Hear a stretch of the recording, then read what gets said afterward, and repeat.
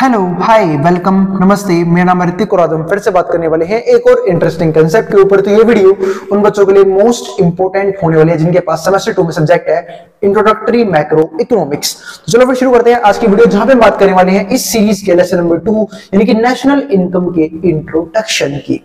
आई बात समझ में। और इस कंप्लीट चैप्टर में हम सिर्फ नेशनल इनकम को डीप में पढ़ने वाले हैं और साथ साथ कुछ न्यूमेरिकल क्वेश्चन भी करेंगे। और इस कंप्लीट सीरीज के नोट्स बन चुके हैं। जिन बच्चों को नोट्स परचेज करने हैं वो इस नंबर से नोट्स ले सकते हैं 9667836336। ये मेरा व्हाट्सएप नंबर है, मतलब मेरी टीम का व्हाट्सएप नंबर है, वहां पे कॉन्टेक्ट करके आपको नोट्स मिल जाएंगे। तो अब हम बात करने वाले हैं। और हाँ, एक बात और ध्यान रखना, जिन बच्चों का इस कंप्लीट सीरीज का एग्जाम जब हो जाएगा तो कृपया करके उस क्वेश्चन पेपर को यहाँ पे सेंड कर देना ताकि हम भी उस क्वेश्चन पेपर को रिव्यू कर सके और अगली बार जब भी इस सीरीज के एग्जाम होने वाले हो तो उनको सोल्व करवा सके। आई बात समझ में। तो इतना सा काम कर देना बस, चाहे इस नंबर पे सेंड कर देना या फिर आपको डिस्क्रिप्शन में मेरा जीमेल मिल जाएगा, आप वहां पे भी सेंड कर सकते हो। अब आते हैं आज के टॉपिक पे जहां पे हम बात करेंगे नेशनल इनकम के बारे में। तो बात है नेशनल इनकम होता क्या है। देखो, इकोनॉमी में बहुत से स्टेजेस आते रहते हैं। जैसे कभी इन्फ्लेशन हो गया, समझो ना, इन्फ्लेशन महंगाई ज्यादा हो जाती है जब, और महंगाई कब बढ़ती है जब डिमांड बहुत ज्यादा चीजों की। ठीक है, कई बार डिप्रेशन भी आता है या फिर रिसेशन भी आता है, उसको बोलते हैं मंदी। ये कब होता है जब मार्केट में डिमांड बिल्कुल कम हो जाए। ठीक है, यानी कि या तो चीजें लोगों के अफोर्डेबल प्राइस से ऊपर जा रही हैं। ठीक है, तो बहुत से रीजन होते हैं रिसेशन आने के भी, वो भी हो सकता है। आई बात समझ में। तो ये कुछ स्टेजेस होते हैं जो इकोनॉमिक्स में आते रहते हैं, बार बार इकोनॉमी के अंदर आते रहते हैं। तो बात नहीं है भैया, इन सारे केस में ठीक कैसे करते हैं। तो जो इकोनॉमिस्ट होते हैं ना, या फिर जो हमारे पॉलिसी होल्डर है, ये कुछ पॉलिसीज बनाते हैं कि अगर इन्फ्लेशन आया तो हम इस पॉलिसी को यूज करेंगे, डिफ्लेशन आया तो हम इस पॉलिसी को यूज करेंगे। तो उन सबका पता कैसे लगता है, अलग अलग टूल से। जैसे कि जीडीपी एक टूल है, जीएनपी एक टूल है, नेशनल इनकम एक टूल है। तो हम इन्हीं टूल्स के ऊपर अब आने वाली वीडियोस में बात करेंगे और साथ साथ कुछ न्यूमेरिकल्स के क्वेश्चंस की प्रैक्टिस भी करेंगे। तो समझते हैं अब इस टॉपिक को। तो study of national income, national income के अंदर आता क्या है। एक तो आता है हमारे पास जीडीपी। जीडीपी का मतलब क्या है, ग्रोस डोमेस्टिक प्रोडक्ट। एक है हमारे पास जीएनपी। जीएनपी में क्या है, ग्रोस नेशनल प्रोडक्ट। एक है हमारे पास एनएनपी। एनएनपी में क्या है, नेट नेशनल प्रोडक्ट। एनडीपी में क्या होता है, नेट डोमेस्टिक प्रोडक्ट। तो ये हमारी फुल फॉर्म्स है इन चारों की। ठीक है, तो नेशनल इनकम काफी वास्ट टॉपिक है जहां पे हम बात करेंगे। ठीक है, इस चैप्टर के अंदर, जिसके हम बात करेंगे चैप्टर के अंदर, ये हमारे क्या है, गवर्नमेंट को बताती है, एनेबल्स गवर्नमेंट टू जज वेदर इकोनॉमी इज कॉन्ट्रैक्टिंग और एक्सपेंडिंग। मतलब कॉन्ट्रैक्ट करिए, एक्सपेंड करिए। तो जानते हैं ना कि जीडीपी हमारे ग्रोथ का सिंबल है। अगर जीडीपी बढ़ेगी इसका मतलब क्या है, हमारी ग्रोथ भी हो रही है। अगर जीडीपी नहीं बढ़ रही, ठीक है, या फिर जीडीपी कम हो गई, इसका मतलब क्या, हमारी ग्रोथ भी क्या हो गई है, कम हो गई है। अब बात कैसे करते हैं, एक कंपैरिजन करते हैं ना जीडीपी का प्रीवियस ईयर से। जैसे मान लो इस बार जीडीपी कुछ और थी, पिछली बार कुछ और थी, उससे पहले कुछ और थी। अगर इंक्रीज नहीं कर रही और इंक्रीज करे तो किस रेट से इंक्रीज कर रही है, डिक्रीजिंग रेट से, इंक्रीजिंग रेट से। आगे बात समझ में। फॉर एग्जांपल लेता हूं मैं एक टाइम पे, ठीक है, एक चीज सोच से, मान लो कि जीडीपी को अगर मैं अमाउंट में लूं तो मान लो कि अगर पहले हमारे पास जीडीपी सिर्फ रफ एग्जांपल है 1000 करोड़ थी, अब मान लो 1100 करोड़ हो गई। ठीक है, उससे ज्यादा क्या हो गई, फिर 1200 करोड़ हो गई। तो हमने क्या देखा कि जो इंक्रीमेंट हो रहा है वो सेम रेट से हो रहा है। पहले भी 100 करोड़ से बढ़ी, अब भी 100 करोड़ से बढ़ी, लेकिन एकदम से क्या आया, कोविड वाला ईयर आ गया, मानो तब आ गई 1250 करोड़ पे, घटी नहीं। पर ये क्या हो गया, 1200 बढ़ तो गई लेकिन सिर्फ बढ़ी किससे, 50 करोड़ से। पहले बढ़ रही थी 100 करोड़ से, बढ़ी से 50 करोड़ से, यानी कि इंक्रीज तो हुई पर डिक्रीजिंग रेट से इंक्रीज हुई। लेकिन मान लो कोविड के बाद एकदम से क्या हो गया, वापस 1100 करोड़ पे आ गई, तो इसका मतलब क्या हो गया, वापस घट गई। तो इस तरीके से हम जीडीपी के अमाउंट से चेक करते रहते हैं कि जो हमारी इकोनॉमी है वो एक्सपैंड हो रही है, कॉन्ट्रैक्ट हो रही है। एक्सपैंड होने का मतलब क्या होता है, बढ़ना, और एक होता है कॉन्ट्रैक्ट होना, यानी कि घट जाना है। अभी बात समझ में। तो गवर्नमेंट इससे पता लगाते हैं कि हमारी जो इकोनॉमी है वो कैसे चल रही है, अच्छी चल रही है, बेकार चल रही है। ठीक है, whether it needs a boost, क्या इसे एक बूस्ट की जरूरत है, मतलब क्या इकोनॉमी को जरूरत है कि हम कुछ ऐसे इंफ्रास्ट्रक्चर्स डेवलप करें, कंपनीज डेवलप करें जो हमारी इकोनॉमी को बूस्ट कर पाए। और शुड बी कंट्रोल्ड और वेदर सेवर इन्फ्लेशनरी, और या फिर कंट्रोल करना चाहिए। जैसे कि मान लो अगर इन्फ्लेशन ज्यादा हो गया तो उसको भी कंट्रोल करना बहुत जरूरी है, वरना लोगों के लिए सर्वाइवल क्या हो जाएगा, बहुत ज्यादा मुश्किल हो जाएगा। या फिर डिफ्लेशन आ गया, उसको भी करेक्ट करना बहुत जरूरी है। तो ये प्रेशर क्रिएट करता है। ठीक है, आर राउंड कॉर्नर। इस तरीके से इकोनॉमी के अंदर बहुत से स्टेजेस आते हैं। उस स्टेजेस को कंट्रोल करने के लिए हमारे पास अलग तरह के टूल्स होते हैं। उस टूल में से एक टूल हमारे पास क्या है, नेशनल इनकम या फिर जीडीपी आप बोल सकते हो, या फिर बताने के लिए भी एक टूल होता है, इसमें से भी क्या है, जीडीपी है। अब इसको समझते हैं यहाँ पे 336 that economist and policy maker use. अब कौन सी वो चीज यूज करते हैं, एक तो देखो यहाँ पे लिखा भी हुआ है statistics that economist and policy maker use. तो ये हमारे 3 डाटा है, 3 टूल्स बोल सकते हो अपने, जिनको इकोनॉमी में यूज किया जाता है एज अ टूल, उसे इंप्रूव करने के लिए, उसे ठीक करने के लिए, उसकी ग्रोथ देखने के लिए, ठीक है, कि वो एक्सपेंड कर रहा है, कॉन्ट्रैक्ट कर रहा है। यहाँ पे देखो उसमें क्या लिखा हुआ है, जीडीपी यानी ग्रोस डोमेस्टिक प्रोडक्ट। ये क्या होता है, Nations total income and total expenditure on its outputs of goods and services. यानी कि एक टाइम पे एक टेरिटरी के अंदर जो भी गुड्स एंड सर्विसेज प्रोड्यूस की गई हैं, उसको लेके कितनी इनकम हुई या कितना एक्सपेंडिचर हुआ। आप लोगों को बता देता हूं, इनकम हो चाहे एक्सपेंडिचर किसी गुड्स एंड सर्विसेज के ऊपर, ऑलमोस्ट दोनों सेम होते हैं। क्योंकि हम सब जानते हैं सर्कुलर फ्लो ऑफ मनी होता है। सर्कुलर फ्लो ऑफ मनी का मतलब क्या होता है कि किसी एक की इनकम किसी दूसरे का एक्सपेंडिचर बनती है ना। जैसे मान लो, सपोज करो, अब ये मार्कर बनाने वाली कंपनी है, अब मैंने कहीं से इनकम जनरेट करी, मैं मार्कर लेने गया, मैं मार्कर लेके आया। अब तो जो ये मार्कर वाला दुकानदार है वो क्या है, क्योंकि हम जानते हैं हर ट्रांजेक्शन 2 चीज होते हैं, एक बायर एक सेलर, एक खरीदने वाला एक बेचने वाला। तो मैंने मार्कर लिया, भाई उसे पैसे दिए, ठीक है, तो मेरे लिए क्या हुआ, एक्सपेंडिचर, लेकिन उसके लिए क्या हो गया, इनकम। तो जितनी भी गुड्स एंड सर्विसेज एक टाइम पे कंट्री के अंदर बनी है एक साल के अंदर, ठीक है, तो उसके ऊपर किया गया इनकम या फिर किया गया एक्सपेंडिचर, दोनों हमारे किसके बराबर होता है, जीडीपी के बराबर होता है। तो ये तुम्हारी जीडीपी की प्योर डेफिनेशन। तो क्या बोला, दोबारा समझ लो, nation's total income and total expenditure on its outputs of goods and services. दूसरा हमारे पास क्या आता है, कंज्यूमर प्राइस इंडेक्स, जिसको हम बोलते हैं सीपीआई, ठीक, कंज्यूमर प्राइस इंडेक्स। यहाँ पे क्या लिखा हुआ है, it measures level of prices. ये क्या देखता है कि मार्केट में क्या लेवल चल रहा है प्राइस का, है ना। प्राइस बहुत ज्यादा तो नहीं है, यानी कि इन्फ्लेशन तो नहीं है, प्राइस बहुत कम तो नहीं हो गई, डिफ्लेशन तो नहीं है। तो ये चीज चेक होते हैं यहाँ पे सीपीआई के अंदर, है ना। तो इसको हम बोलते हैं कंज्यूमर प्राइस इंडेक्स। अब हमारे पास क्या आता है यहाँ पे, तीसरा आता है अनएम्प्लॉयमेंट रेट। अनएम्प्लॉयमेंट रेट कैसा है, एक सिंपल सी बात है, अगर अच्छी इकोनॉमी हुई, सबके पास जॉब होगी, सब एम्प्लॉयड होंगे, अनएम्प्लॉयड कोई नहीं होगा, एम्प्लॉयमेंट प्रॉपर तरीके से मिलेगी लोगों को।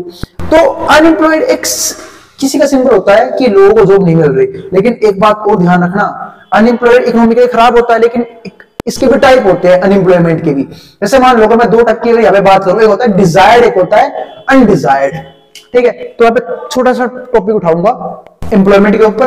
तो अनएम्प्लॉयमेंट क्या हो गई, डिजायर्ड, जो भी चाहत है। अब चाहत मतलब क्या होता है कि देखो, अगर मैं इसको थोड़ा डीप में समझाऊं, तो अगर मैं बात कर रहा हूं यहाँ पे अनएम्प्लॉयमेंट की, यूई समझ रहे ना, अनएम्प्लॉयमेंट है ये। तो डिजायर्ड और अनडिजायर्ड। अब डिजायर्ड में 2 कैटेगरी आती है। डिजायर्ड का मतलब यहाँ पे क्या होता है कि जो बंदा स्किल्ड भी है, मतलब उसके पास स्किल है, ठीक है, उसे जॉब भी ऑफर की जा रही है, लेकिन वो जॉब करना नहीं चाहता, इसको बोलते हैं डिजायर्ड अनएम्प्लॉयमेंट। मतलब वो करना नहीं चाहता, हो सकता है कि मैं नल्ला बैठा रहूं, बेला बैठा रहूं, बेरोजगार रहूं, ठीक है, लेकिन वो जॉब नहीं करेगा, तो उसको क्या बोलते हैं, डिजायर्ड, ठीक है, अनएम्प्लॉयमेंट। लेकिन अब सोचो, ये दोनों पॉइंट यहां भी है, किसमें, अनडिजायर्ड, स्किल्ड भी है बंदा, ठीक है, लेकिन उसको जॉब ऑफर नहीं हो रही, उसके पास स्किल है काम करने की, ठीक है, लेकिन उसको जॉब ऑफर नहीं हो रही है, ठीक है, तो वो क्या हो जाएगा हमारे पास, अनडिजायर्ड एम्प्लॉयमेंट, कि वो काम करना भी चाहता है, उसकी चाहत भी है काम करना, वो स्किल्ड भी है, पर उसे काम ऑफर नहीं हो रहा। लेकिन यहां पे वो काम ही करना चाहता। यहां पे मतलब क्या है कि उसके पास स्किल है, जॉब ऑफर की गई, पर वो कहते हैं ना विलिंगनेस, उसकी चाहत नहीं है, चाहत यहां पे मिसमैच हो रही है। और अनडिजायर्ड में क्या होता है, स्किल है, उसके पास जॉब नहीं है और उसकी चाहत भी है। आई बात समझ में? ये 2 टाइप होती है एम्प्लॉयमेंट की। आगे और भी होती है, मैं उसकी भी बात नहीं कर रहा, अभी टाइप और होती है इसकी, लेकिन यहाँ पे 2 बेसिक टाइप की बात करी मैंने एम्प्लॉयमेंट के ऊपर। तो हमने क्या बात करी कि तीसरा पॉइंट क्या होता है, एम्प्लॉयमेंट कैसी है कंट्री के अंदर। अगर सब लोगों को जॉब मिल रही है, सब लोग अच्छे से काम कर पा रहे हैं, ठीक है, तो इस तरीके से इकोनॉमी क्या होगी, ग्रो होगी। लेकिन अगर कोई भी, अगर मान लो बेरोजगारी लगातार बढ़ रही है, ज्यादा रेट से बढ़ रही है, ज्यादा हो चुकी है, बहुत से लोगों को काम नहीं मिल रहा है, इसका मतलब उस कंट्री की इकोनॉमी कहीं ना कहीं खराब हो रही है। अब आते हैं अगले फैक्टर्स पे। तो ये हमारे 3 मेजरली फैक्टर्स थे, जिसे हमने पढ़ा जीडीपी, हमने पढ़ा सीपीआई, हमने पढ़ा अनएम्प्लॉयमेंट रेट क्या है। इन 3 टॉपिक को भी जो हमारे क्या नाम है, पॉलिसी मेकर्स होते हैं, वो यूज करते हैं क्या बनाने के लिए, टूल्स बनाने के लिए, ऐसे जिनके जरिए हम इकोनॉमी में अलग अलग चीजें से लड़ सके या फिर टैकल कर सके उन्हें। आई बात समझ में। अब आते हैं अगले पॉइंट्स पे। और फिर भी कोई भी डाउट, कोई भी दिक्कत है भाई ध्यान रखना, कमेंट बॉक्स में कमेंट करना मत भूलना। और अगर वीडियो पसंद आए तो वीडियो को लाइक किए बिना मत जाना, और चैनल को सब्सक्राइब भी कर देना ऐसी वीडियोस के लिए। और इतने दिनों बाद वीडियो आई, इस असुविधा के लिए खेद है, मैं थोड़ा सा पर्सनल रीजंस की वजह से बिजी हो गया था, जिसकी वजह से वीडियो नहीं बना पा रहा था। अब रेगुलर वीडियोस आएंगी, ठीक है। तो आते हैं अपने नेक्स्ट उसके ऊपर। अब इसमें क्या है हमारे पास, ग्रोस डोमेस्टिक प्रोडक्ट का मतलब क्या होता है वो समझते हैं। देखो, तो GDP is sum total of market, GDP क्या होता है, sum total of market value of all final goods. अब देखो ध्यान रखना है पे बात, क्या बोली उसने, जीडीपी क्या है, सम है उन सारी मार्केट वैल्यूज का ऑफ ऑल फाइनल गुड्स, जो फाइनल गुड बेची जा रही है, and services produce on geographical और डोमेस्टिक टेरिटरी। मतलब एक डोमेस्टिक टेरिटरी के अंदर जितनी भी गुड्स और सर्विसेज बनाई जा रही हैं, उनकी फाइनल वैल्यू को जोड़ के हमारे पास क्या बनता है, जीडीपी बनता है, ठीक है, ध्यान रखना। अब आइए पे फाइनल गुड्स का मतलब क्या है। फाइनल गुड्स का मतलब है कि जो अंत में उसको बनाया गया, अंत में जो यूज हुआ, अंत में जो गुड्स बनाए। ऐसे एग्जांपल से समझते हैं इस चीज को। जैसे मान लो कि अब आटा है, अब आटा किसने लिया, बिस्कुट वाली कंपनी ने, फिर बिस्कुट बनाया उससे, तो आटा हमारे पास क्या हो गया, इंटरमीडिएट गुड्स, उसके लिए हो गया रॉ मटेरियल, उसके लिए फिनिश गुड क्या होगा, बिस्कुट। तो हम सिर्फ बिस्कुट का प्राइस लेंगे, क्यों, क्योंकि आटे का प्राइस पहले से ही उस बिस्कुट में ऐड कर दिया होगा उस प्रोड्यूसर ने। आई बात समझ में, क्योंकि जो भी फाइनल गुड तैयार करता है ना, वो रॉ मटेरियल का प्राइस पहले ही ऐड कर देता है। सपोज करो एक चाय बनाने वाला व्यक्ति है, उसने दूध लिया होगा, चीनी ली होगी, ठीक है, चाय पत्ती ली होगी, तो क्या हो गया, रॉ मटेरियल। जब वो चाय बनाएगा तो इनकी कॉस्ट को ऐड कर देगा ना उसके अंदर, तो जो चाय बनेगी उसमें कॉस्ट इंक्लूड होंगे। तुम सिर्फ चाय का प्राइस लेंगे, फाइनल गुड का प्राइस लेंगे, इंटरमीडिएट गुड्स का प्राइस नहीं लेंगे। और एक रीजन होता है ना लेने का, क्यों, क्योंकि जिसने उसे सेल किया होगा ना, वो उसने भी अपने प्राइस में ऐड कर दिया होगा। जैसे मान लो उसे चीनी जहां से ली, चीनी वाले ने भी वो प्राइस ऐड कर दिया होगा, चाय पत्ती वाले ने भी अपना प्राइस ऐड कर दिया, क्योंकि उसने उसे एज अ फाइनल गुड बेचा था। अभी बात समझ में, तो वो सब प्राइस पहले कैलकुलेट हो चुके होते हैं, इसलिए चाय वाला सिर्फ क्या लेगा, चाय अपने की फाइनल गुड्स के प्राइस लेगा। इसके ऊपर हम बात करेंगे, जब हम न्यूमेरिकल्स करेंगे तो हम समझेंगे कि कैसे कैसे वैल्यूज को लेते हैं, ठीक है। तो यहां पे बात की गई है फाइनल गुड्स का प्राइस हम कैलकुलेट करेंगे। अब यहां पे देखो, वो भी कहां पे, जो एक डोमेस्टिक टेरिटरी के अंदर बनाया जा रहा है of an economy in a given period of time, एक पीरियड ऑफ टाइम में, जो हम ले सकते हैं एक साल के अंदर, ठीक है, क्योंकि हर साल जीडीपी का डाटा आता है और जीडीपी के रेट चेंज होते हैं, ठीक है। अब यहां पे देखो जीडीपी क्या है, एक और डेफिनेशन है, market value of goods and services produced by residents in the country, ठीक है। मतलब मार्केट वैल्यू उन सारे गुड्स और सर्विसेज की जो कौन प्रोड्यूस कर रहा है, residents in the country, country में रहने वाले जो प्रोड्यूस करते हैं, जो इस कंट्री में नहीं रह रहे उसका हम काउंट नहीं करेंगे। अब एक सिंपल सी बात है, इंडिया की जीडीपी में चाइना में क्या प्रोडक्शन, उससे क्या मतलब है, अभी बात समझ में, इंडिया की जीडीपी में सिर्फ वो काउंट किया जाएगा जो इंडिया की जीडीपी के, यानी कि इंडिया की टेरिटरी के अंदर बनाया जा रहा है, ठीक है। अब इसको आगे समझते हैं, इसे प्लस क्या करेंगे, income earn in the country bye foreigners, ठीक है। हम इसमें वो इनकम भी अर्न करेंगे, ठीक है, जो फॉरेनर्स ने क्या करिए, अर्न करिए हमारी कंट्री से। आगे बात समझ में, वो इनकम भी हमारी देश के अंदर का ही माना जाएगा। अब आगे समझते हैं, ठीक। अब माइनस क्या करेंगे, income received by residents, income जो रेसिडेंट ने रिसीव करी है of the country from abroad. अब देखो इस पॉइंट को ज्यादा समझा देता हूं। जैसे देखो कई लोग क्या है, अब इंडिया है, इंडिया में भी भाई और कंट्रीज के लोग हो सकता है एम्प्लॉयड हो, तो हम उनकी जो भी सैलरी है वो भी हमारी कंट्री के अंदर ही इंक्लूड की जाएगी, क्योंकि उन्होंने भी जो गुड्स या सर्विस प्रोड्यूस की थी वो हमारी कंट्री के अंदर ही प्रोड्यूस की गई थी उनकी। आई बात समझ में, सपोज करो कोई अगर फॉरेनर है, यहाँ पे कुछ एक्सेप्शंस भी आते हैं, उसकी बात मैं इस वीडियो में नहीं करने वाला, उसकी बात मैं आने वाली वीडियोस में करूंगा, तो मैं न्यूमेरिकल समझाऊंगा, ठीक है, बहुत सारे एक्सेप्शंस होते हैं, उसके बाद हम करेंगे आने वाली वीडियोस में। अभी मैं सिर्फ नॉर्मल बातें कर रहा हूं। तो जो भी इनकम इंडिया में किसी फॉरेनर ने कमाई है, किसी, जैसे मान लो कि नेपाल से कोई बंदा यहाँ पे एम्प्लॉयड है, पाकिस्तान से कोई एम्प्लॉयड है, अमेरिका से कोई एम्प्लॉयड है, उसको सैलरी मिल रही है किसी काम के बदले, ठीक है, तो काम तो हमारे देश के अंदर किया गया है, गुड्स या सर्विसेज हमारे देश के अंदर प्रोड्यूस हुई है, तो उसकी सैलरी भी ऐड की जाएगी। तो इसमें यहाँ पे क्या लिखा हुआ है, income earned in the country bye foreigners, उसको हम ऐड करेंगे। मैंने करेंगे इनकम रिसीव्ड बाय रेसिडेंट्स, लेकिन ऐसे रेसिडेंट्स, ठीक है, जिनको इनकम मिली है अब्रॉड से, मान लो कोई अब्रॉड में रहता है किसी का रिलेटिव, उसने अब्रॉड से पैसे भेजे, तो वो इनकम माइनस कर देंगे, ठीक है। तो कोई भी इनकम, ठीक है, जो अब्रॉड से मिली है, मतलब उसने सर्विसेज दी है अब्रॉड में कहीं पे अपनी, तो वो इंक्लूड नहीं की जाएगी। सपोज करो मैं आपको एक और एग्जांपल देता हूं, कोई बंदा इंडिया का एम्प्लॉयड है यूएसए में, उसको वहां से सैलरी आई, ठीक है, तो वो हमारी कंट्री में कैलकुलेट, हमारी कंट्री की जीडीपी में कैलकुलेट नहीं किया जाएगा। क्यों? क्योंकि उसने गुड्स एंड सर्विस बनाई थी कहां पे? उस कंट्री में, तो उस कंट्री ने ऐड किया होगा उसे। आई बात समझ में? तो इस बात का भी ध्यान रखना, तो इसे माइनस कर देंगे। शॉर्ट फॉर्म में ध्यान रखना, बस क्या प्लस करना है क्या माइनस करना है। तो प्लस क्या करना है? वो इनकम जो फॉरेनर्स ने कमाई है हमारी कंट्री में, माइनस करना है वो इनकम जो हमारी कंट्री के मेंबर्स ने कमाई है, लेकिन कहां से कमाई है? फॉरेन कंट्री से, उसे माइनस कर देंगे। फिर क्या आता है? Last point, there are two types of view GDP. अब दो तरीके होते हैं जीडीपी को देखने के, व्यू जीडीपी। एक तो पहली बात, it is the sum total of everyone's income in the economy. एक तो सम टोटल है किसका? सबकी इनकम का। आई बात समझ में? सबकी इनकम क्या है? सम टोटल है कि जितना भी लोगों ने इनकम जनरेट करी है, इसका क्या है? सम है। दूसरा क्या हो सकता है? It is the total expenditure on the economies output of goods and services. लेकिन ये क्या है? टोटल एक्सपेंडिचर के बराबर है of the economies output of goods and services. मतलब ऐसा क्यों दिया? इनकम मैं ऊपर बता चुका हूं, टोटल इनकम कहीं ना कहीं टोटल एक्सपेंडिचर के इक्वल होता है। अभी बात समझ में? ध्यान रखना। अब बात करेंगे हम सेविंग भी तो करते हैं, वो टॉपिक अलग है, लेकिन अगर मैं बात कर रहा हूं मैक्रो इकोनॉमिक्स की, तो टोटल इनकम कहीं ना कहीं टोटल एक्सपेंडिचर के इक्वल होता है। क्योंकि देखो, जब हम कहीं पे, अब हमने कहीं पे इनकम जनरेट करी, तो सपोज करो मैं कहीं पे एम्प्लॉयड हूं, मैंने, मेरी वहां से इनकम आई, ठीक है, तो मैंने सर्विसेज दी, उसके बदले मेरे पास क्या आई? इनकम आई। अब मैं उस इनकम को कहीं ना कहीं खर्च करूंगा, तो उसके लिए इनकम बनेगी, मेरे एक्सपेंडिचर बनेगी। तो किसी एक की इनकम किस दूसरे का एक्सपेंडिचर बनती है, जिसकी वजह से टोटल एक्सपेंडिचर टोटल इनकम के बराबर ही आता है। जैसे मैं आपको एक सिंपल एग्जांपल समझाता हूं, है ना, आपको मजा आएगा। जैसे कि हम सब जानते हैं, अगर मैं बात करूं फैक्ट्री की या फिर किसी फर्म की बात करूं, तो फर्म को ना आम लोगों से कुछ चीजें मिलती हैं। वो क्या चीजें मिलती है? तो लेबर, एम्प्लॉयड होते हैं बहुत से लोग, ठीक है, लेबर मिलते हैं, जिसके बदले इन्हें क्या पे करना पड़ता है? वेजेस, लेबर, ठीक है। और क्या मिलता है? ये हमारे पास, ये हमारे होता है फैक्टर प्रोडक्शन, लेबर हो गया, कैपिटल मिलती हो सकता है मार्केट से, लोगों ने पैसा लगाया हो, इसके बदले क्या मिलता है? इंटरेस्ट, लैंड, लेबर, कैपिटल, और हमारे पास और क्या मिल सकता है यहां से?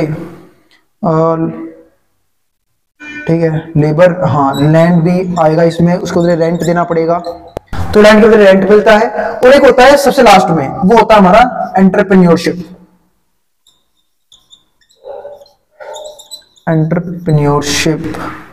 क्या स्पेलिंग लिख रहा हूं मैं? एंटरप्रेन्योरशिप। इसकी वजह से क्या मिलता है?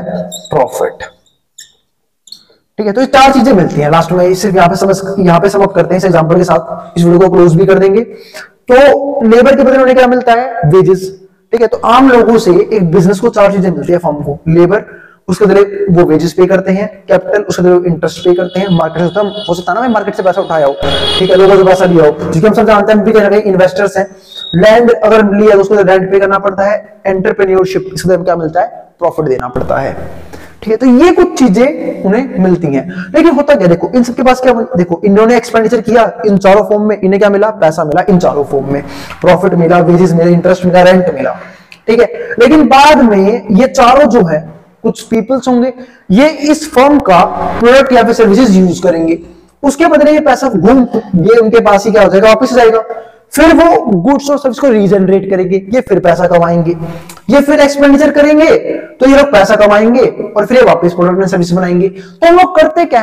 हम लोग पैसा कमाते हैं, फिर कुछ गुड्स एंड सर्विसेज क्या करते हैं? यूज करते हैं, वहां पैसा खर्च करते हैं। तो लोग बनाने वाले पैसा कमाते हैं, जब बनाने वाले पैसा कमाते हैं तो जिनकी हेल्प से सर्विसेज या फिर गुड्स बनाए हैं तो उनको पैसा मिलता है, फिर वापस पैसा खर्च करते हैं। सोच के देखो आप थोड़ी देर के लिए कि अगर आपने कहीं से पैसा कमाया, अब सारा पैसा बचा रहे हो, सारा पैसा कहीं ना कहीं इन्वेस्ट कर, खर्च कर ही नहीं रहे, या फिर पूरी इकोनॉमी में सब ऐसा ही कर रहे हैं, वो खर्च कर ही नहीं रहे, तो क्या बिजनेस चलेंगे? नहीं, क्योंकि बिजनेसेस जो गुड्स एंड प्रोडक्ट बनाएंगे, जब इन्हें कोई खरीदेगा ही नहीं, सब अपने पैसा बचाएंगे, तो इसके चक्कर में होगा क्या कि भाई एक तो बड़ी बात, उनके प्रोडक्ट बिकेंगे नहीं, तो प्रोडक्ट बनाना उन्हें बंद करना पड़ेगा, उन्हें अपना बिजनेस बंद करना पड़ेगा, और जब बिजनेस बंद कर देंगे तो हमारे पास कोई पैसा आएगा ही नहीं। क्यों? लोगों को एम्प्लॉयमेंट कहां से जनरेट होगी? आई बात समझ में? तो मैं यहां से एक बात और समझाता हूं कि मैक्रो इकोनॉमिक्स के पॉइंट ऑफ व्यू से सेविंग एक बहुत बुरी बात है। अगर ज्यादा से ज्यादा लोग अगर सेविंग करने लग गए तो मैक्रो इकोनॉमिक्स के लिए ये बहुत ज्यादा खराब बात हो जाएगी। लोगों की जो मतलब एक तरह से हो circular flow of money disturb हो जाएगा, जिसकी वजह से पूरी इकोनॉमी को बहुत गंदा नुकसान होने वाला है। तो इसलिए मैक्रो इकोनॉमिक्स के पॉइंट ऑफ व्यू सेविंग एक बहुत बुरी बात होती है। तो इस वीडियो में यहीं तक रोकते हैं इस वीडियो को। लेसन नंबर 2 का इंट्रोडक्शन हो चुका है। उम्मीद है आपको हर टॉपिक समझ में आ गया होगा। फिर भी कोई भी डाउट रह जाए, ये मेरा व्हाट्सएप नंबर है, ठीक है, मेरी टीम का। मैं से एक बार इस पे आए हुए कोई भी डाउट या कोई भी क्वेरी पर जरूर पढ़ता हूं टाइम निकाल के, ठीक है। फिर भी कोई भी दिक्कत रहे नीचे कमेंट बॉक्स में कमेंट कर सकते हैं, और डिस्क्रिप्शन में मेरा लिंक होगा टेलीग्राम चैनल का, उसे भी ज्वाइन कर लीजिएगा, ताकि जो फर्दर अपडेट होंगे अब वो उस पर भी मिला करेंगे आपको। आई बात समझ में? और भाई अगर वीडियो पसंद आए तो वीडियो को लाइक करना मत जाना, और चैनल को सब्सक्राइब भी कर देना ऐसी वीडियोस के लिए, ठीक है। और लास्ट में फिर ये बोलूंगा, कोई भी डाउट रहे, कोई भी क्वेरी रहे, मेरा कमेंट बॉक्स खुला हुआ है, आप कमेंट कर देना। अगर क्वेरी जेन्युइन होगी मुझसे रिजॉल्व करने की पूरी कोशिश करूंगा, ठीक है, और रिप्लाई करने की पूरी कोशिश करूंगा। जिसको जो उतारना उतार सकता है, मैं हट रहा हूं बोर्ड के सामने से।